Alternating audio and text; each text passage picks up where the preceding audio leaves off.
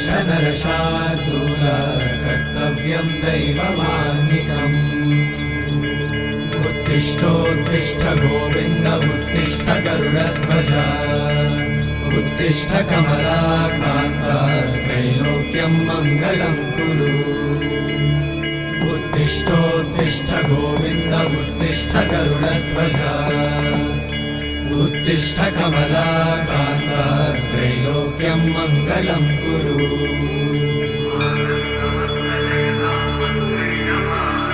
मातः समस्त जगतां मधुकैटभारे वक्षो विहारी मनोहर दिव्यमूर्ते श्रीस्वामि निःश्रित जनप्रिय दानशीले श्रीवेङ्कटेश दयिते तव सुप्रभातम्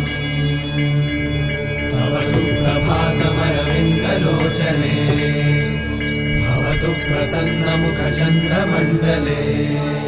विधिशङ्करेन्द्रवनिताभिरर्चिते वृषशैलनाथ दयिते दयानिधे अत्यादि सप्तऋषयः समुपास्य सन्ध्या